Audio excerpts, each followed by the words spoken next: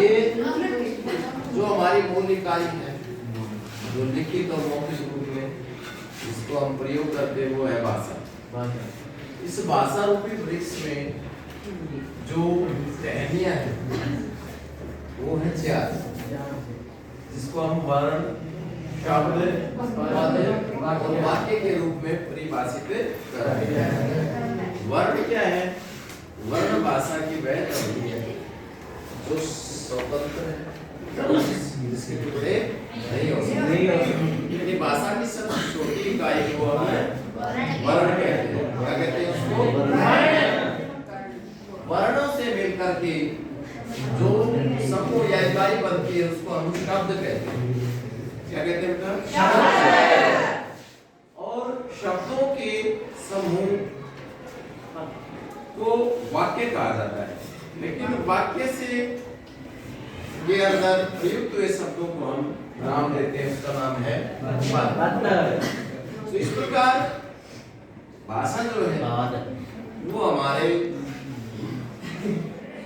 एक साधन के रूप में प्रयुक्त की जाने वाली शब्दावली है, जिसे हम लिखकर बोलकर प्रकट करते हैं, यानी विचारों का आदान प्रदान करना। ये भाषा का मुख्य कार्य है। तो इसके अंतर्गत जो हमारी भाषा हिंदी है, इसका शुद्ध एवं परिनिष्ठित रूप हिंदी कौन सा है? खड़ी बोली, जिसको हम अंतरराष्ट्रीय मानक के रूप में प्रयोग करते हैं। वह जो है एक वैज्ञानिक भाषा के रूप में भी लिखी और पढ़ी जाती है। वैज्ञानिक भाषा का मतलब क्या है कि भाई जो हम बोल रहे हैं वही लिखा जाए, वही पढ़ा जाए, इसलिए इसको वैज्ञानिक कहा है।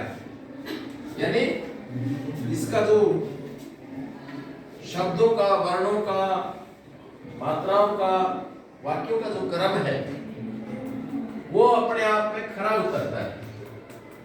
और इसकी लिपि जो है वो है देवनागरी। वैसे तो भारत में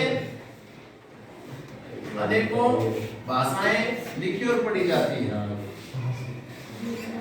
अपने अपने क्षेत्र में अनेकों उपभाषाएं भी हैं, लेकिन हिंदी को यह दर्जा क्यों मिला? इसके लिए हम कह सकते हैं कि भाई हिंदी एक सरल, वैज्ञानिक और सबसे अधिक वर्णों वाली भाषा है। हमारे लिए बहुत सरल भी है, लेकिन जो बाहर के लोग हैं उनके लिए कठिन भी है।